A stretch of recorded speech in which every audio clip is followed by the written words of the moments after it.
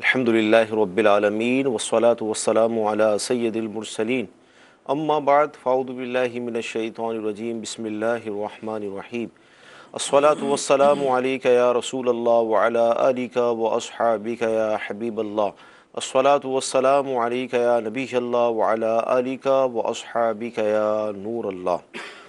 मीठे मीठे इस्लामी भाइयों और मदनी चैनल के नाज़रीन, सिलसिला दारुल इफ्ता अहले सुन्नत में एक बार फिर हाजिर हैं।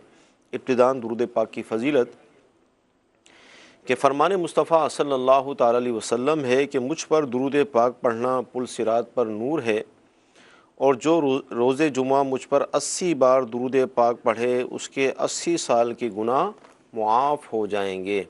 सल्लू अलल हबीब सल्लल्लाहु ताला अला मुहम्मद सल्लल्लाहु अलैहि वसल्लम।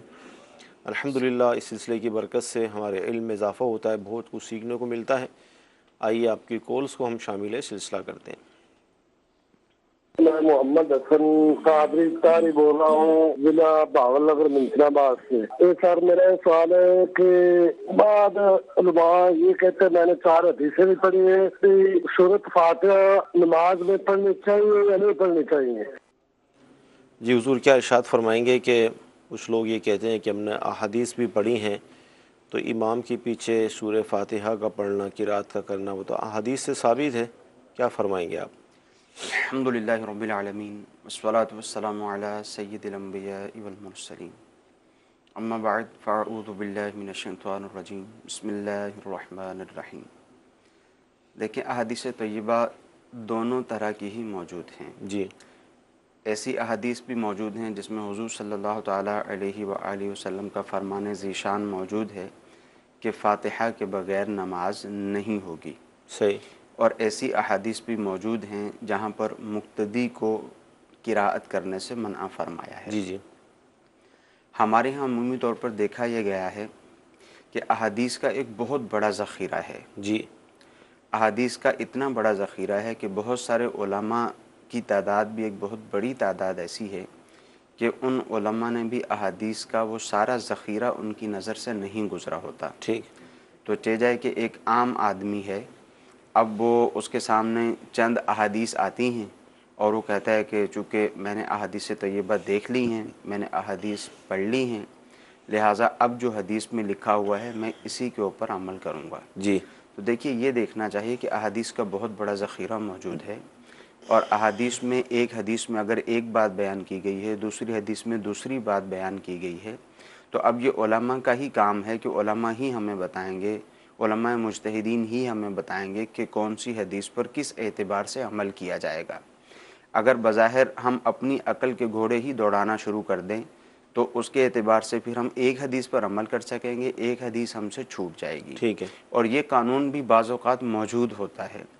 उलमा ने फरमाया, जहाँ जहाँ इमाम आज़म इमाम अबू हनीफ़ा रज़ी अल्लाह ताला अन्हु ने, यानी 10 हदीसें थी या 4 हदीसें थी या 5 हदीसें थीं, एक तरफ 10 अहादीस मुबारका मौजूद हैं, दूसरी तरफ 5 अहादीस मुबारका मौजूद हैं, या एक तरफ जो है वो शुमार से बाहर अहादीस मौजूद हैं, दूसरी तरफ भी ऐसी ही अहादीस मौजूद हैं। जी, अब इमाम आज़म रज़ियल्लाहु ताला अन्हु की चूँकि सहाबा किराम अलैहिम रिज़वान से मुलाकात भी थी, और इसके अलावा उन्होंने उसूल व ज़वाबित को सामने रखते हुए, कुरान मजीद फ़ुरक़ान हमीद को सामने रखते हुए उन्होंने देखा कि किस हदीस का क्या मतलब है। जी, और बाज़ औक़ात ऐसा भी होता है कि आप कुरान मजीद फ़ुरक़ान हमीद पढ़ते हैं तो आपको ऐसा महसूस होता है कि कुरान की एक आयत दूसरी आयत के ख़िलाफ़ है। जी, अब ज़ाहिर है, अब उलमा की बारगाह में रुजू किया जाएगा, वो आपको बताएंगे कि इस आयत का ये मतलब है और इस आयत का ये मतलब है। जी, इसी तरह अहादीस तय्यबा हैं। अहादीस तय्यबा जब हम पढ़ेंगे हमें महसूस होगा कि नहीं, एक तरफ तो ये फरमाया गया कि इमाम की किरात तुम्हारी किरात है, सही, जब इमाम के पीछे नमाज की अदायगी करो तो खामोश रहो। सही, एक तरफ ये फरमाया गया कि सूरह फातिहा के बगैर नमाज नहीं होगी। सही, तो अब ज़ाहिर उलमा से पूछा जाएगा कि क्या तरीक़ाकार इख्तियार सही। किया जाए। तो उलमा ने दोनों ही अहादीस पर अमल करने का हुक्म इरशाद फरमाया, और फरमाया कि वो जो हदीस है वो मुनफरिद के लिए है, वो तन्हा पढ़ने वाले के लिए है, सही। जिसमें फरमाया कि ला सलाता इल्ला बिफ़ातिहतिल किताब, ठीक है। वो मुनफरिद के लिए है, और इमाम के लिए जो हदीस मुबारक हैं वो और हैं। हज़रत सही। अबू हुरैरा रज़ियल्लाहु ताला अन्हु से रिवायत है, रसूल खुदा सल्लल्लाहु अलैहि वसल्लम। वसल्लम ने इरशाद फरमाया, इन्नमा जुइलल इमामु लियुतम्म बिही, کہ امام کو امام اسی لیے بنایا جاتا ہے تاکہ اس کی پیروی کی جائے۔ ٹھیک ہے۔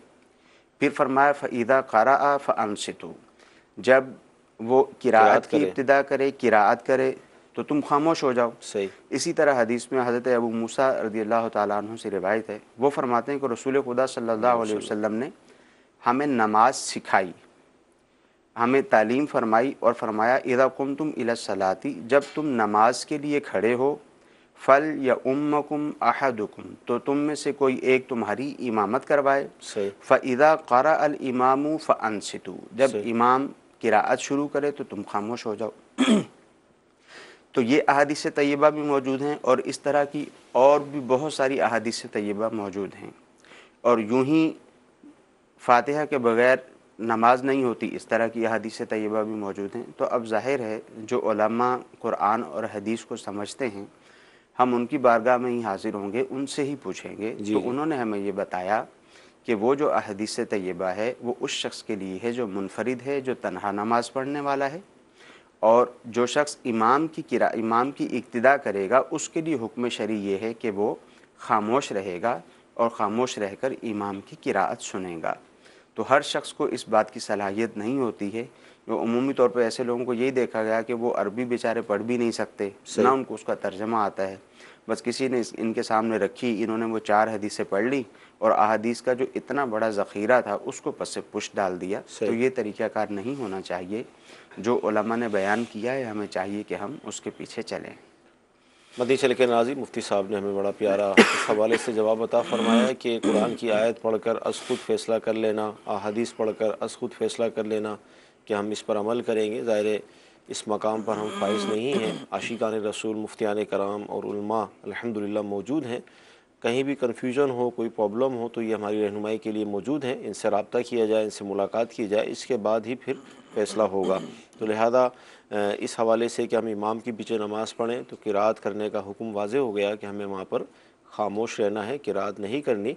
البتہ جو تسبیحات ہیں، ذکر اذکار ہیں، وہ ظاہر پڑھے جاتے ہیں، وہ ہم پڑھیں گے، قراءت نہیں کریں گے۔ جی اگلی کال لیں گے ہم۔ عامر کمال تاریخ کر رہا ہوں ضیاء سیالکوٹ کی طرف سے۔ سوال یہ ہے کہ پہلے ہماری مسجد نا چھوٹی تھی، تو اس کے باہر جو ہیں وہ قبریں تھی اور قبروں کو مسمار کر کے اوپر فرش بنا دیا گیا ہے، تو کیا ایسے فرش پر نماز پڑھنا کیسا ہے؟ جی حضور کیا فرمائیں گے کہ قبروں کو ختم کر کے فرش بڑھایا ہے دیکھیے مسجد میں؟ قبرستان کو اس طرح سے مسمار کر کے وہاں پر اگرچہ مسجد ہی کیوں نہ بنائی جائے، جی جی، بعض لوگوں کے ذہن میں ہوگا کہ ہم نے کون سا اپنا گھر بنایا ہے مسجد بنائی ہے، یا اپنے استعمال میں تھوڑی لے کر آئے، ہم نے تو مسجد بنائی ہے۔ تو مسجد بنانے کی بھی وہاں پر اجازت نہیں ہے۔ مسلمان کی حرمت جس طرح وہ زندہ ہے اس کی حرمت ہے، مرنے کے بعد بھی اس کی حرمت ہے، اور قبر کی جو جگہ ہے وہ مسلمان کا حق ہے۔ اس کے اوپر پاؤں رکھنے کی اجازت نہیں ہے، اس کے اوپر بیٹھنے کی اجازت نہیں ہے، اس کے ساتھ ٹیک لگا کر بیٹھنے کی اجازت نہیں ہے، اور اسی طرح اس کے اوپر چلنے کی بھی اجازت نہیں ہے۔ اور پھر قبروں کو بالکل مسمار کر دینا کہ ان کا نام و نشان باقی نہ رہے، اس کی قطعی طور پہ اجازت نہیں ہے۔ پھر اس کے اوپر مسجد بنا لینا، وہاں لوگ چلیں گے، اور پھر اس کے ساتھ ساتھ دیگر جو ایک اور مسئلہ بھی ہے کہ قبر کی طرف منہ کر کے نماز پڑھنے کی بھی جی اجازت نہیں ہے جبکہ درمیان میں کوئی چیز حائل نہ ہو۔ ٹھیک ہے۔ تو اس میں یہ بھی مکروہ تحریمی ہے۔ تو ان باتوں کا خیال رکھنا چاہیے، جنہوں نے ایسا کیا ہے ان پہ لازم ہے کہ دوبارہ وہ جو قبرستان کی جگہ ہے یا وہاں پر ویسے ہی قبریں بنی ہوئی تھیں تو اس ایریے کو جو ہے وہ دیواریں لگا کر باؤنڈری وال کر کے اس کو بند کر دیں۔ ارد گرد اگر مسجد موجود بھی ہے تو مسجد رہ سکتی ہے۔ جی اگلی کال لیں گے۔ مفتی صاحب سے عرض یہ ہے کہ امام قاعدہ اخیرہ میں ہو اور وہ سجدہ سہو اگر کسی وجہ سے وہ کر لے، اور سجدہ سہو کرنے کے بعد اگر پیچھے کوئی آ کر جماعت کے ساتھ ملنا چاہتا ہے تو کیا وہ مل سکتا ہے؟ اگر جماعت کے ساتھ وہ مل جائے تو اس کا کیا طریقہ کار ہوگا کہ وہ تکبیر تحریمہ کہہ کر ہاتھ باندھے گا یا چھوڑ دے گا؟ اس کے بارے میں رہنمائی فرما دیجیے۔ جی کیا فرماتے ہیں کہ امام کے ساتھ ہمیں جماعت میں شامل ہونا ہے اور امام صاحب نے سجدہ صحف مطلب کیا ہے، کیا فرمائیں گے؟ جی بالکل، امام نے سجدہ سہو کیا ہے، سجدہ سہو کرنے کے بعد امام بیٹھ گیا، تشہد پڑھنی ہے، اس کو درود اور دعا پڑھنا ہے۔ اب اگر کوئی شخص آتا ہے تو اب اس کے لیے حکم یہ ہے کہ وہ سیدھا کھڑا کھڑا اللہ اکبر کہے، اور یہاں چونکہ کچھ پڑھنا نہیں ہے تو ہاتھ باندھے بغیر یہ بیٹھ جائے اور امام کی اقتدا کر لے، یہ اس کی اقتدا شمار ہو جائے گی۔ ٹھیک ہے جی، اگلی کال لیں گے۔ میرا سوال یہ ہے کہ جو اذان ریکارڈڈ ہوتی ہے کیا اس کا جواب دینا واجب ہے؟ اور اسی سے متعلقہ دوسرا سوال ہے کہ جو تلاوت قرآن پاک ریکارڈڈ ہوتی ہے اس میں اگر آیت سجدہ پڑھی گئی تو کیا سجدہ واجب ہوگا یا نہیں ہوگا؟ جی، ریکارڈ اذان تلاوت، دیکھیں اذان تو اگرچہ ریکارڈڈ نہ بھی ہو، لائیو بھی ہو اذان، تو اس صورت میں بھی اس کا جواب دینا واجب نہیں ہے، صحیح، یعنی زبان کے ساتھ اس کا جواب دینا واجب نہیں ہے۔ جواب بالقدوم جو ہے، یعنی جا کے جماعت کے ساتھ شامل ہونا، وہ واجب ہے جہاں واجب ہونے کی صورتیں ہوں۔ صحیح، تو جو زبان سے ہم اذان کا جواب دیتے ہیں یہ واجب نہیں ہے، یہ مستحب ہے۔ جو ٹھیک، اذان کا جواب دے گا اس کو اس کی نیکیاں ملیں گی۔ صحیح، باقی جہاں تک دوسرا سوال ہے، یعنی اگر لائیو بھی اذان ہو رہی ہے یا ویسے بھی اذان سن رہے ہیں تو اس کا جواب واجب نہیں ہے۔ یوں ہی اگر ریکارڈڈ ہے تو اس کا جواب بھی واجب نہیں ہے۔ اور یوں ہی تلاوت قرآن کا مسئلہ ہے کہ ایسی صورت میں تلاوت قرآن مجید اگر ہم سنیں گے ریکارڈڈ تو سجدہ تلاوت لازم نہیں ہوگا۔ ٹھیک ہے۔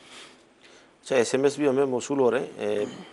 ایک ایس ایم ایس یہ ہے کہ مدنی چینل کے ناظرین، جس طرح آپ کے علم میں ہوگا کہ آنے والی جو 17 تاریخ ہے سنڈے اتوار کے دن ٹیلی تھون کا سلسلہ ہے، مدنی عطیہ مہم ہے، اور یہ جامعۃ المدینہ اور مسجد المدینہ کے حوالے سے کی جا رہی ہے۔ تو ایس ایم ایس یہ ہے کہ کیا اپنے ہسبینڈ شوہر سے ہم پوچھے بغیر تو اس کے اندر حصہ لے سکتے ہیں، کچھ یونٹ وغیرہ جمع کرا دیں؟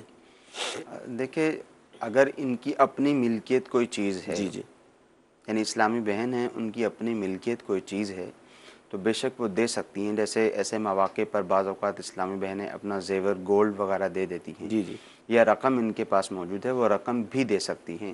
مگر یہاں اس بات کا دھیان رکھنا ضروری ہے کہ ان کو یہ معلوم ہوگا کہ ان کے جو بچوں کے والد ہیں ان کی عادت کیسی ہے۔ ٹھیک ہے، اگر ان کو پتہ چلے گا تو وہ ناراض ہوں گے، گھر کا ماحول خراب ہوگا، لڑائی جھگڑے کی صورت بن جائے گی، تو پھر ایسا طریقہ ہرگز اختیار نہ کریں۔ ٹھیک، یہ ایک نیکی کا کام ہے، اچھا کام ہے، تو بچوں کے والد کو بھی ساتھ ان کا بھی ذہن بنا لیں، ان کا بھی ایک یونٹ کا ذہن بنا دیں اور صحیح، اپنے پاس سے بھی دے دیں۔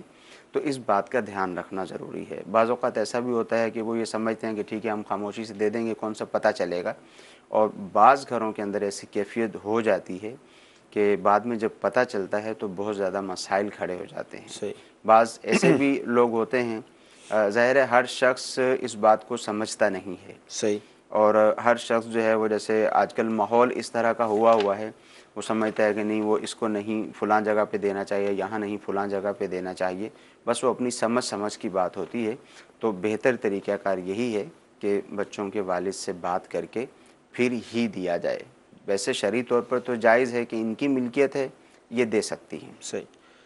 تو مدنی چینل کے ناظرین، اللہ تعالیٰ کی رحمت سے دعوت اسلامی کے تحت جو جامعۃ المدینہ چل رہے ہیں ان کی تعداد 526 ہے، 526، اور اس میں پڑھنے والے طلبہ اور طالبات کی تعداد ہے 42,770۔ اب ظاہر ہے اتنی بڑی تعداد جب پڑھ رہی تو پڑھانے والا جو عملہ ہوگا، اسٹاف جو ہوگا، اس کی تعداد کتنی ہوگی وہ بھی آپ کاؤنٹ کر سکتے ہیں۔ اسی طرح جو مدارس المدینہ ہیں ان کی تعداد 2716 ہے، 2716، اور اس میں جو طلبہ ہمارے پڑھ رہے ہیں مدنی منع و منی، ان کی تعداد 1,28,000 سے زائد ہے۔ تو اتنا بڑا نیکی کا ایک موقع ہمارے ہاتھ آ رہا ہے کہ ہم ان شعبہ جات کے لیے یونٹ جمع کروائیں۔ جس کی جو نیت ہو، کالز بھی اس حوالے سے ریکارڈ ہو رہی ہیں، تو اپنی نیتوں کا اظہار کیجئے، اس نیکی کام میں آپ شامل ہو جائیے۔ اچھا، اسی طرح ایس ایم ایس یہ آیا کہ احتیاطاً ہم روزے کی قضا کر سکتے ہیں، کہ ہو سکتا ہے کوئی روزہ ہم سے ماضی میں چھوٹ گیا ہو، اور مزید میں ایڈ کروں کہ اسی طرح ہم نماز کی بھی احتیاطاً قضا کر سکتے ہیں۔ جی بالکل ایسا کر سکتے ہیں کہ جی، روزے کی قضا کی جا سکتی ہے، کوئی حرج نہیں ہے۔ صحیح، یعنی یہ سوچتے ہوئے کہ روزہ جو ہے وہ رہ گیا ہوگا، رکھا نہیں گیا ہوگا، تو روزے کی قضا کی جا سکتی ہے۔ صحیح، اور یوں ہی نمازوں کی قضا بھی اس اعتبار سے کی جا سکتی ہے کہ شاید کوئی نماز رہ گئی ہو، یا یوں بھی کی جا سکتی ہے کہ نماز میں کمی واقع ہو گئی ہو۔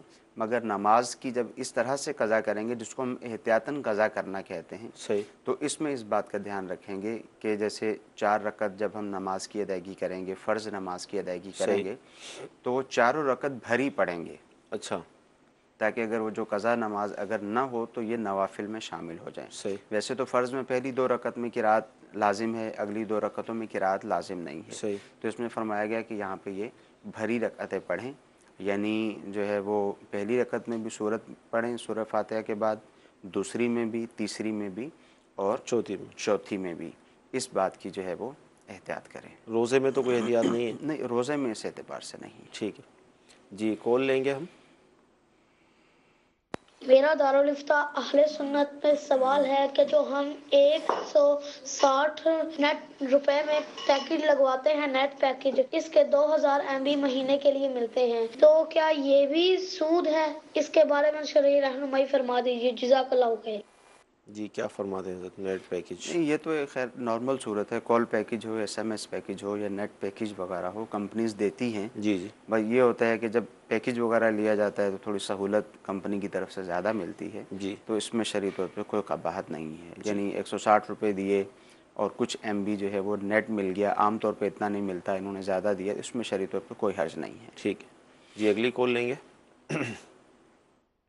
میں محمد ادریس اتاری لاہور بہت پورا شاد باغ سے بول رہا ہوں جی۔ میرا دارالفتہ اہل سنت میں یہ سوال تھا کہ کوئی امام صاحب اگر قرات کراتے وقت جماعت میں پاؤں اٹھائیں اور کبھی دائیں اٹھائیں اور نیچے رکھیں، پھر کوئی بایاں اٹھا لیں، 3 مرتبہ ایسا کریں، تو کیا نماز میں کوئی فرق تو نہیں آئے گا؟ السلام علیکم ورحمۃ اللہ وبرکاتہ۔ وعلیکم السلام ورحمۃ اللہ وبرکاتہ۔ امام صاحب کا قرات کے دوران پیروں کا اٹھانا اور 3 دفعہ بھی اگر ایسا ہو جائے؟ یہ شاید ان کے ذہن میں ایک مسئلہ تو وہی ہوگا جو عام طور پہ معروف ہوتا ہے کہ سیدھے پاؤں کا انگوٹھا نہیں ہلنا چاہیے۔ جی جی اگر سیدھے پاؤں کا انگوٹھا ہل جائے گا تو نماز فاسد ہو جائے گی یا باطل ہو جائے گی۔ جی اور حضرت علی رضی اللہ تعالیٰ عنہ کی طرف منسوب ہے۔ ایک قول منسوب بھی کیا جاتا جی ہے، جی تو یہ سراسر غلط ہے، ایسا کوئی مسئلہ نہیں ہے۔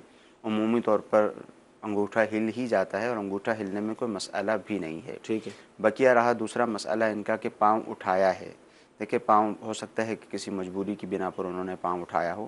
ویسے تو نماز کے اندر جیسے بعض لوگوں کو دیکھا جاتا ہے وہ جھوم رہے ہوتے ہیں، اس کی شرعی طور پہ اجازت نہیں ہے، یہ مکروہ ہے۔ نماز میں تراوح کی اجازت ہے، یہ سنت بھی ہے کہ کبھی ایک پاؤں پر وزن دے کر کھڑے ہو جانا، کبھی دوسرے پاؤں پہ وزن دے کے کھڑا ہونا، یہ سنت بھی ہے، اور عمومی طور پر بعض اوقات ایسی ہی صورت تو ہوتی یہ ہے۔ ہر اب ایسا نماز نہیں ہے کہ وہ بالکل جو ہے وہ پاؤں کو اوپر اٹھا لیا جائے گا، ایسا نہیں ہوتا ہوگا۔ اگر اٹھا بھی لیا ہے پاؤں تو نماز پھر بھی ہو جائے گی۔ تو تراویح جو آپ نے ارشاد فرمایا، یہ تراویح کے لیے خاص ہے یا نہیں، بھی کسی نماز بھی نماز میں ہو کر سکتا ہے، اس سکتے میں ہیں؟ کوئی حرج نہیں ہے۔ اچھا، ہو سکتا ہے ان کے ذہن میں یہ بات ہو کہ 3 دفعہ انہوں نے پاؤں کو جو اٹھایا تو یہ عمل کثیر تو نہیں ہو گیا؟ جی، وہ عمل کثیر والی ہو سکتا ہے ان کے ذہن میں صورت ہو، تو یہ عمل کثیر کی صورت نہیں ہوگی۔ ٹھیک ہے جی، اگلی کال لیں گے۔ یہ جو واٹس ایپ پہ میسج آتے ہیں، مطلب حدیثیں آتی ہیں، درود شریف آتا ہے یا میسج پہ لوگ بھیجتے ہیں، یہ ڈیلیٹ کرنا گناہ ہے یا نہیں ہے؟ جی کیا فرماتے ہیں؟ قرآن کی آیت ہے، اس طرح کی احادیث اور دیگر دینی جو آتی ہے معلومات، تو اس کو موبائل پہ ظاہر ڈیلیٹ تو کرنا پڑ ہی جاتا ہے بعض اوقات جب لوڈ بڑھ جاتا ہے موبائل پر۔ دیکھیں، اگر میموری موجود ہے تو فضول چیزیں ڈیلیٹ کر دی جائیں، ان کو ڈیلیٹ نہ کیا جائے، صحیح وقتاً فوقتاً ان کو پڑھتے رہیں، صحیح ہدایت حاصل کرتے رہیں۔ باقی یہ کہ اگر ڈیلیٹ کرنا پڑ جاتا ہے تو اس میں شرعی طور پر کوئی قباحت نہیں ہے۔ اصل میں کچھ میسیجز ایسے چلائے جاتے ہیں کہ اس طرح اگر قرآن مجید فرقان حمید کی آیت کو ڈیلیٹ کریں گے تو یہ قیامت کی نشانیوں میں سے ہے، جی جی ایسی کوئی بات نہیں ہے۔ باقی یہ ہے کہ اگر آیت مبارکہ موجود ہے، احادیث طیبہ ہیں، اسی طرح اقوال زرعی ہیں، دیگر جو بھی چیزیں اس طرح کی ہوتی ہیں، تو اگر اپنے پاس محفوظ رکھیں تو اچھی بات ہے، وقتاً فوقتاً ان کو دیکھتے رہیں۔ صحیح۔ اچھا، اب جیسے آپ نے ارشاد فرمایا کہ اس طرح کی اگر چیزیں آتی ہیں تو ہم موبائل میں ان کو رکھیں، ان کو پڑھیں، برکتیں حاصل کریں، تو بعض اوقات یہ بھی تو ہوتا ہے کہ ہمیں کنفرم نہیں ہوتا یہ حدیث آئی ہے یا قول ہے یا جو بھی بات ہے یہ مستند ہے یا نہیں ہے، تو اب اس حوالے سے کیا فرمائیں گے؟ ہاں، دیکھیں، یہ تو خیر بالکل فارورڈ کرنے کے حوالے سے یا کسی کو بھیجنے کے حوالے سے جی جی تو اس کو دیکھنا ہوگا، بالخصوص جب اس میں کوئی ایسی بات بیان کی گئی ہو جو عقائد و نظریات کے متعلق ہے یا کوئی اسپیشلی شرعی مسئلہ بیان جی کیا جی گیا ہے۔ بعض اوقات تو ایسا ہوتا ہے کہ وہ اخلاقیات پر مبنی ہوتی ہے، حسن اخلاق پر مبنی ہوتی ہے، ریاکاری سے بچنے کے حوالے پر جی ایسی جی چیز ہوتی ہے، تو اس طرح کی چیزوں کو تو بھیجنے میں حرج نہیں ہے۔ بعض اوقات حدیث بھی لکھی ہوتی ہے، حوالہ بھی لکھا ہوتا ہے، بالخصوص ان چیزوں کو آگے بھیجنے میں حرج ہے جس میں کوئی حدیث لکھی ہوئی ہے یا کوئی قول لکھا ہوا ہے جی جی اور اس میں عقائد و نظریات کی طرز کی کوئی چیز بیان کی گئی ہے یا کوئی شرعی مسئلہ بیان کیا گیا ہے تو اس طرح کی چیزوں کی جب تک کنفرم نہ ہو جائے آگے فارورڈ نہیں کر سکتے. ٹھیک ہے جی اگلی کال لیں گے. محمد صادق خانے وال سے عرض کر رہا ہوں. میرا سوال یہ ہے کہ اگر ہم کاروبار کرتے ہیں ڈیلی سیل میں سے زکوٰۃ نکالی جائے صحیح ہے یا نہیں؟ رہنمائی فرمایا. زکوٰۃ ایک تو یہ کہ مثال کے طور پہ ہمارے یہاں رمضان شریف کے مہینے میں زیادہ رجحان ہوتا ہے اور ظاہر ذہن میں یہی ہوتا ہے کہ ثواب زیادہ ملے گا کہ فرض کا ثواب 70 گنا زیادہ ہے. لیکن اگر کسی کو یہ ہے کہ رمضان میں ہی میرا سال پورا ہوگا اور میں اگر ڈیلی جو میری سیل ہے اس میں ایڈوانس یا جو بھی اس طرح زکوٰۃ نکالتا رہوں 100 روپے 1000 روپے تو اس طرح زکوٰۃ ادا ہو جائے گی. بالکل اس طرح سے بھی زکوٰۃ ہو جائے گی، مگر جو شخص اس طرح زکوٰۃ دینا چاہے اس کو اس بات کا خیال رکھنا ہے کہ اس کو معلوم ہے کہ ابھی میری جو زکوٰۃ کی ادائیگی کا وقت ہے اس کو 12 مہینے 10 مہینے 8 مہینے باقی ہیں. ٹھیک ہے تو اب وہ زکوٰۃ نکالنا شروع کرتا ہے تو اب اس کو اجازت ہے کہ یہ تھوڑی تھوڑی کر کے زکوٰۃ نکال سکتا ہے، جس کو ایڈوانس میں زکوٰۃ دینا بھی کہتے ہیں. صحیح. اس کو معلوم ہے کہ میرے پاس دکان پر اتنا سامان موجود ہے یا میرے پاس اتنے پیسے موجود ہیں کہ مجھے اتنی زکوٰۃ کم و بیش نکالنی ہی ہے. اب یہ ڈیلی اپنی جو بھی سیل ہوتی ہے اس میں سے انہوں نے طے کر لیا کہ میں نے اتنی رقم بطور زکوٰۃ نکال کے رکھنی ہے یا اس کی ادائیگی کرنی ہے، تو ایسا کر سکتے ہیں. سارا سال یہ ڈیلی زکوٰۃ کی یوں ادائیگی کرتے رہیں شریف فقراء کو، اور جب زکوٰۃ کی ادائیگی کا وقت آئے اس وقت دیکھ لیں کہ کتنی رقم یہ ادا کر چکے ہیں. صحیح. تو جتنی باقی بچی ہے پھر وہ بقیہ رقم اس وقت ادا کر دیں. اب یہ ایسا نہیں کر سکتے کہ جیسے 10,000 روپیہ ابھی باقی بچا ہے تو اب یہ کہیں کہ نہیں ابھی میں رمضان میں زکوٰۃ نہیں نکالتا، یہ بھی میں آہستہ آہستہ کر کے نکال دوں گا. اب یہ ایسا نہیں کر سکتے چونکہ جب ادائیگی کا وقت آ گیا تو اب مکمل زکوٰۃ ادا کرنا ضروری ہے. اچھا یہاں پر ایک بات ذہن میں یہ آ رہی ہے کہ بعض اوقات ایسا ہوتا ہے کہ جب آدمی کوئی بڑی رقم زکوٰۃ میں دیتا ہے تو اس کا تو اہتمام کرتا ہے کہ وہ کسی صحیح ادارے کو جیسے دعوت اسلامی کوئی پیش کرتے ہیں یا اگر اپنے رشتہ داروں میں آگے پیچھے تو مستحق کو تلاش کرتے ہیں. لیکن اگر 150 روپے 500 روپے اگر دینے ہیں تو کیا اس کے لیے بھی مستحق ہی ضروری ہے کہ کسی کو بھی ہم دے دیں؟ دیکھیں اس کے لیے بھی ضروری ہے. بعض اوقات ایسا بھی ہوتا ہے کہ لوگ ڈیلی جو دکان پہ فقراء ان کی دکان پر آتے ہیں جی جی جو عمومی طور پر مانگنے والے ہوتے ہیں، یعنی ان کا پیشہ ہی یہ ہوتا ہے کہ یہ مانگتے ہیں، مانگ کر گزارا کرتے ہیں، تو بعض اوقات جو ہے یہ ان کو دیتے رہتے ہیں اور ان کو معلوم نہیں ہوتا، سوچتے سمجھتے بھی نہیں ہیں کہ یہ شرعی فقیر ہیں یا نہیں ہیں. تو چاہے زکوٰۃ کی رقم میں 5 روپے دیے جائیں یا 500 روپے دیا جائے یا 5,000 روپے دیا جائے، جو زکوٰۃ دینے والا ہے اس پر لازم ہے کہ کنفرم کرے کہ جس کو میں دیتا ہوں وہ شرعی فقیر ہے بھی یا نہیں ہے. ٹھیک ہے جی اگلی کال لیں گے. سوال یہ ہے کہ میں جس کمپنی میں جاب کرتا ہوں وہاں پر ہر مہینے میں تنخواہ سے 500 روپے ہوتی تھی. مثلا 500 اب میرا تنخواہ میں سے کاٹا گیا تو 500 اس ساتھ کمپنی دے رہی ہے ہمیں. تو یہ جی پی فنڈ ہمیں سال کے بعد یا 2 سال کے بعد جب نکلوانا چاہیں میں نکلوا سکتے ہیں. تو اب یہ جو کمپنی ساتھ دے رہی ہے 500 اضافی، تو کیا یہ سود ہوگا؟ اگر سود ہے کہ اس کے بارے میں شرعی رہنمائی فرما دیں کہ یہ کسی دینی کام میں خرچ کر سکتے ہیں یا نہیں. کیا فرماتے ہیں؟ کئی دفعہ اس پہ بات تو ہو چکی ہے لیکن پھر بھی دیکھیں یہ فنڈز وغیرہ جو ہوتے ہیں چاہے سرکاری ادارے ہوں چاہے پرائیویٹ ادارے ہوں، ایک ان کا اصول ہوتا ہے کہ ملازم کی سیلری میں سے جتنی رقم یہ لیتے ہیں چاہے وہ 500 لیں 1000 لیں یا 2000 لیں، اپنے پاس سے اتنی ہی رقم اس میں پلس کرتے ہیں اور پھر یہ رقم بینک میں رکھ دیتے ہیں. تو جو رقم ملازم کی سیلری سے کٹتی ہے، جیسے 500 روپیہ کٹا، 500 روپے کمپنی والوں نے ساتھ ملایا، یہ 1000 روپیہ تو ملازم کا ہے. صحیح. اب اس کو بینک میں رکھ دیا گیا، مزید جو رقم اس کے اوپر ملے گی وہ رقم ملازم کے لیے لینا جائز نہیں ہوگی. وہ رقم اگر اس کو ملتی ہے تو اس پہ لازم ہے کہ یہ شرعی فقراء کو دے دے، یعنی جو شخص زکوٰۃ کا مستحق ہے اس کو دے دے.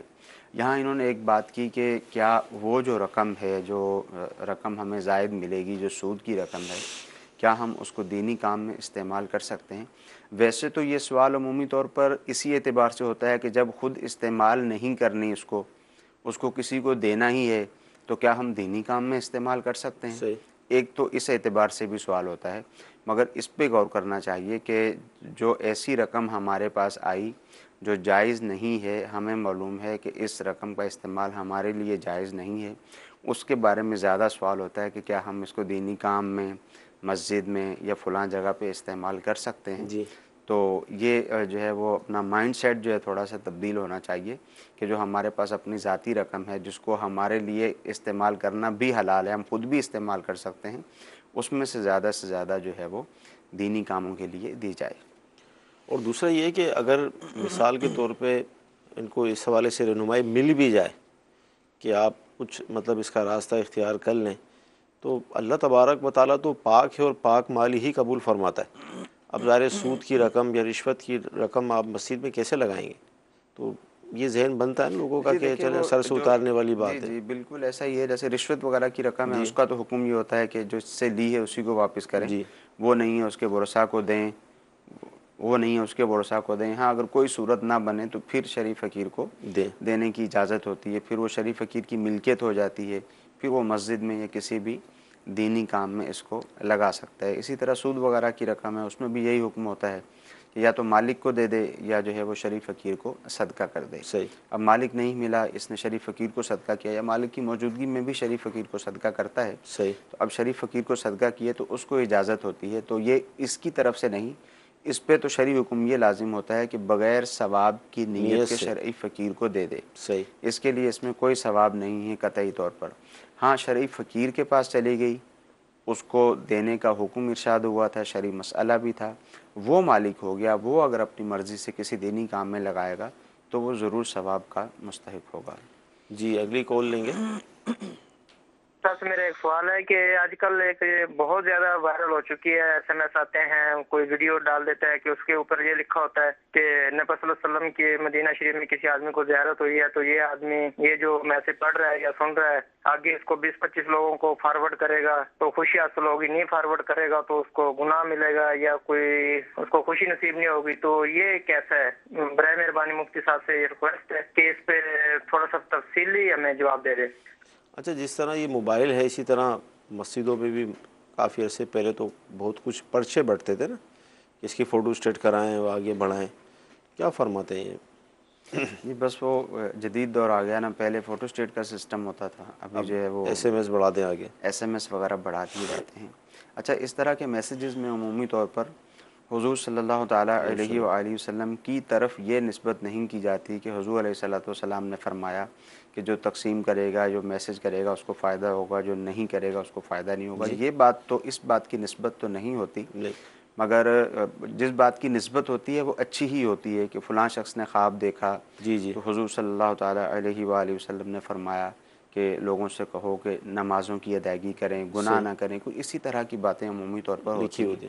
اگرچہ وہ بات ٹھیک ہے، جو اگلی بات کی ہے وہ بے شک حضور صلی اللہ تعالیٰ علیہ وآلہ وسلم کی طرف اس کی نسبت نہیں ہے، مگر پھر بھی یہ کہنا کہ اگر بھیجو گے تو خوشی نصیب ہوگی، اگر نہیں بھیجو گے تو غم پہنچے گا، تو یہ بھی ظاہر ہے ایک غلط بیانی ہے، جھوٹ پر مبنی بات ہے، اس کی بھی شرعی طور پہ اجازت نہیں ہے، لوگوں کو مسلمانوں کو پریشان کرنے والی بات ہے۔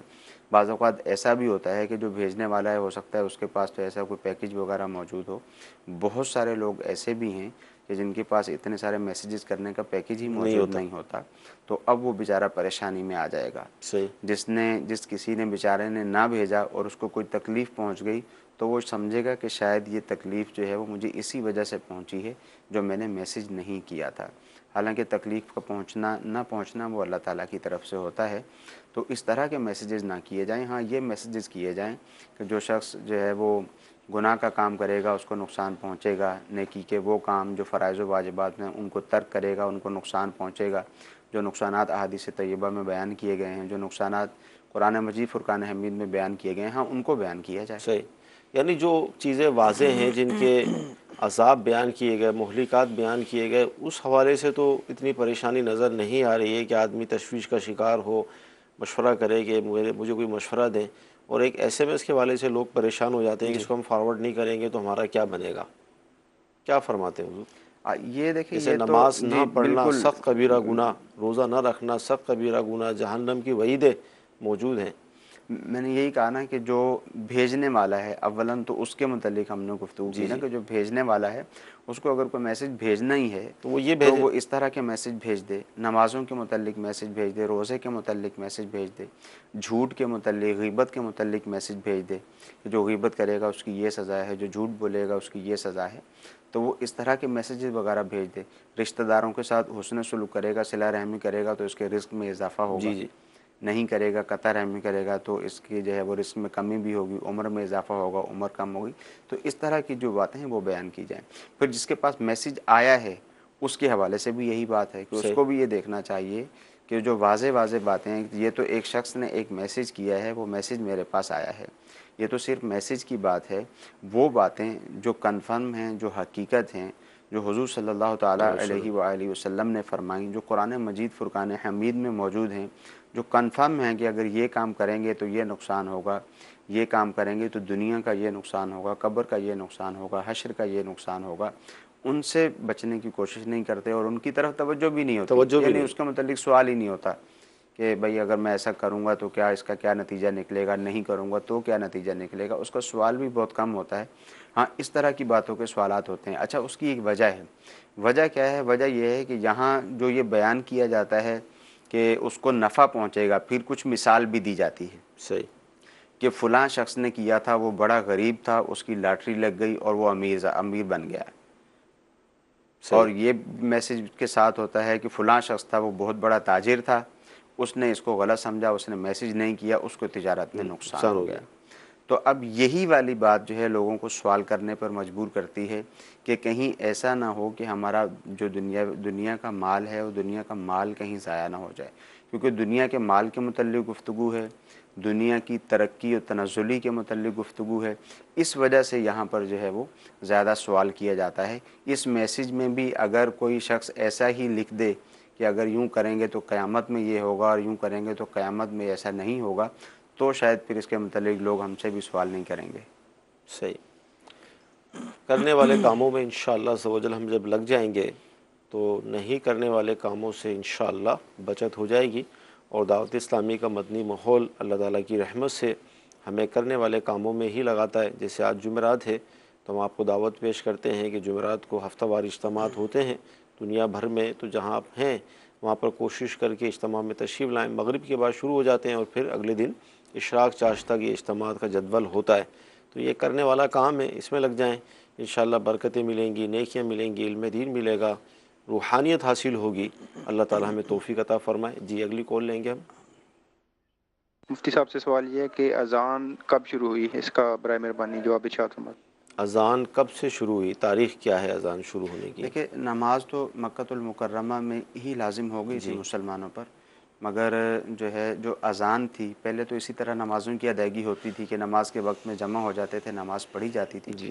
جب مدینہ المنورہ میں ہجرت ہوئی, یعنی جو پہلی سنہ ہجری ہے, تو اسی دوران پھر جب مدینہ طیبہ میں صحابہ کرام علیہم رضوان تشریف لے گئے, حضور علیہ الصلوۃ والسلام نے وہاں ہجرت فرمائی.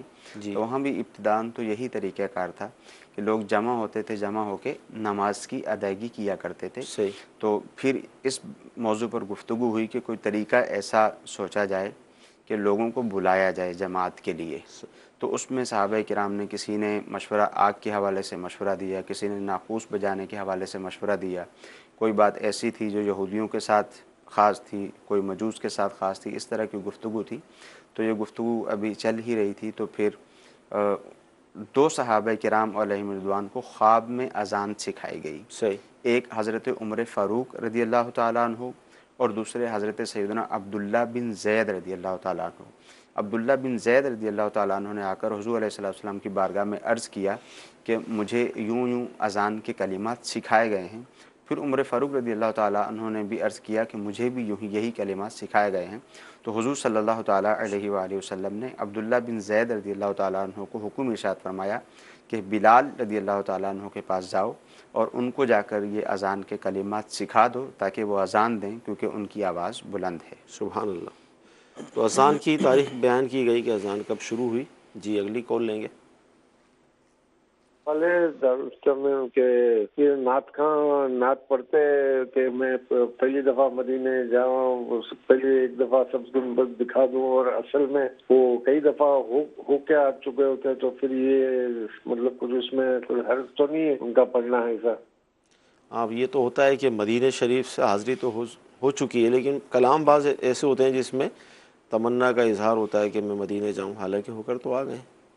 نہیں دیکھیں مدینہ شریف میں جو ہے وہ جتنی مرتبہ بھی ہو کر آ جائیں تو دل چاہتا ہے کہ دوبارہ جائیں، ایسا لگتا ہے کہ پہلی دفعہ ہی بندہ گیا ہے. جی جی مگر یہ ہے کہ جو کلام پڑھا جا رہا ہوتا ہے، جس نے کلام لکھا ہے اس کا کلام پڑھا جا رہا ہوتا ہے. جی جی یہ اپنی کوئی ذاتی گفتگو نہیں کر رہا ہوتا. صحیح. اگر اپنی ذاتی گفتگو کسی کے سامنے کرے کہ بھائی میں 15 تاریخ کو پہلی دفعہ مدینے جا رہا ہوں، حالانکہ پچھلے مہینے بھی ہو کر آیا تھا، صحیح. تو غلط بیانی ہوگی. تو نعت کے جو کلام پڑھا جا رہا ہوتا ہے، جس نے لکھا ہے اس کا وہ کلام پڑھا جا رہا ہوتا ہے، تو اس میں کوئی حرج نہیں ہے. ٹھیک ہے. اچھا یہ جیسے دوران گفتگو اس طرح جب مفتیان کرام بیان فرماتے ہیں کہ زکوٰۃ یا جو بھی وہ کسی شرعی فقیر کو آپ دیں، تو شرعی فقیر سے مراد کیا ہے؟ یعنی وہ داڑھی والا ہوگا، امامے والا ہوگا، متقی پرہیزگار ہوگا، شریعت پر عمل کرنے والا، اس کو شرعی فقیر کہیں گے یا کوئی اور تعریف ہے اس کی؟ یہ ایسے میں آیا ہے. دیکھیں شرعی فقیر تو وہی ہے جس شخص کے پاس 52.5 تولہ چاندی موجود نہ ہو، صحیح. نہ ہی اتنی قیمت موجود ہو، یعنی اتنی رقم بھی موجود نہ ہو 52.5 تولہ چاندی جتنی، نہ اتنی قیمت کا سونا ہو، اور نہ ہی اتنی قیمت کا ضرورت سے زائد مال اس کے پاس موجود ہو، سامان وغیرہ. تو اس کو کہا جائے گا کہ شرعی فقیر ہے. اس کو زکوٰۃ دینے سے زکوٰۃ کی ادائیگی ہو جائے گی. پھر جب انہوں نے یہ سوال کیا ہے تو اس میں علماء نے یہ فرمایا کہ جب بھی آپ کوئی صدقہ و خیرات کرتے ہیں تو آپ کسی ایسے شخص کو دیں جو دیندار ہو، جو متقی ہو، جو پرہیزگار ہو. صحیح.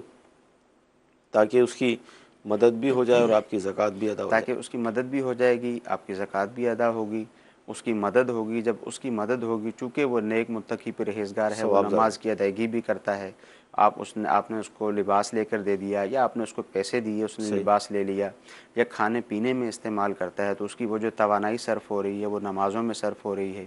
اسی طرح کوئی دین کا طالب علم ہے کہ وہ صبح و شام جو ہے وہ پڑھتا ہی رہتا ہے، کبھی وہ قرآن مجید فرقان حمید کا ترجمہ تفسیر پڑھتا ہے، کبھی احادیث طیبہ پڑھتا ہے، احادیث طیبہ کی شروعات پڑھتا ہے، یعنی اللہ عز و جل کے کلام کو پڑھتا ہے، رسول کریم صلی اللہ تعالیٰ علیہ وآلہ وسلم کے کلام کو سیکھتا ہے اور دین کے مسائل کو سیکھتا ہے، اور آگے چل کر یہ امت کا رہنما بنے گا، امت کی رہنمائی کرے گا، لوگوں کو جو شرعی مسائل درپیش ہیں ان کے سامنے بیان کرے گا. تو ایسے شخص کو دیں گے تو انشاءاللہ عز و جل جو زکوٰۃ کی ادائیگی ہے وہ تو ہو ہی جائے گی، اور یہ سونے پر سہاگا ہوگا. مدنی چینل کے ناظرین، دعوت اسلامی کے مدنی ماحول میں اللہ تعالیٰ کی رحمت سے جس طرح آپ نے سنا کہ جامعۃ المدینہ ہے، تو ہزاروں طلباء کرام کو الحمدللہ ہماری یہ مدنی تحریک دعوت اسلامی 3 وقت کا کھانا پیش کرتی ہے. تو لہذا اگر آپ زکوٰۃ ادا کرنا چاہتے ہیں یا کوئی بھی صدقات واجبہ ادا کرنا چاہتے ہیں یا صدقات نافلہ آپ ادا کرنا چاہتے ہیں، تو میں تو آپ کو یہ دعوت پیش کروں گا کہ اگر آپ کے جو خونی رشتہ دار ہیں، اولاً تو ظاہر شریعت نے حکم بھی یہی دیا کہ ہم اولاً ان کو دیکھیں، ان کے بعد اگر آپ چاہتے ہیں تو دعوت اسلامی موجود ہے. اتنا بڑا دینی مطلب یہ کام ہو رہا ہے، عالم عالمہ بن رہے ہیں، اسی طرح مدنی منع منیہ قرآن مجید کو حفظ کر رہے ہیں، ناظرہ پڑھ رہے ہیں. تو یعنی آپ کی زکوٰۃ اور دیگر جو عطیات ہیں اس کا بہترین مصرف، بہترین استعمال اس دور میں الحمدللہ دعوت اسلامی کر رہی ہے. تو لہذا آپ ٹیلی تھون کی صورت میں یا اس کے علاوہ بھی منتھلی بیسس پر بھی، مثال کے طور پر آپ جہاں رہتے ہیں، اگر آپ کو پتہ ہے کہ یہاں پر جامعۃ المدینہ بھی ہے، مدرسۃ المدینہ بھی ہے، تو آپ اس کا پورا خرچہ اپنے اوپر لے لیں کہ ٹھیک ہے بھئی یہ ماہانہ بیس پر جو بھی اس کا خرچہ ہے یہ میرے ذمے ہے.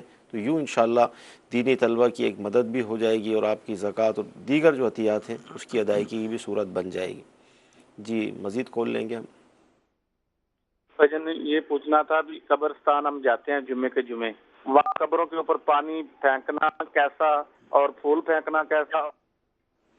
جی قبروں پہ پانی پھول وغیرہ؟ دیکھیں پانی کی تو جب ضرورت ہو تب پانی ڈالا جائے. جیسے قبر کی مٹی خراب ہو جاتی ہے، اب آپ کو پتہ ہے وہ اکھڑ رہی ہے، اکھڑ کے گر جائے گی، قبر خراب ہو جائے گی، تو اب اس کو ٹھیک کیا جا سکتا ہے، اس کے لیے پانی وغیرہ کی ضرورت پڑتی ہے، پھر تو پانی ڈالا جا سکتا ہے. ویسے خام میں پانی اس کے اوپر نہ ڈالا جائے، یہ فضول ہوگا. باقی جہاں تک پھول وغیرہ کا تعلق ہے تو بے شک پھول رکھے جا سکتے ہیں، تر شاخ رکھی جا سکتی ہے، اور اسی طرح دوسری چیزیں بھی رکھی جا سکتی ہیں. ان کے متعلق یہ فرمایا کہ جب تک یہ تر رہتی ہیں تو اللہ تعالیٰ کا ذکر کرتی رہتی ہیں، مردے کو اس سے انسیت حاصل ہوتی ہے. مدنی چینل کے ناظرین وقت ختم ہوا. اللہ تعالیٰ کی بارگاہ میں دعا کرتے ہیں کہ اللہ تعالیٰ آج کا ہمارا سلسلہ اپنی بارگاہ میں قبول فرمائے، جو ہم نے سنا ہے، جو سیکھا ہے، اس پر عمل کرنے کی توفیق عطا فرمائے. آمین. صلو علی الحبیب صلی اللہ تعالی علی محمد.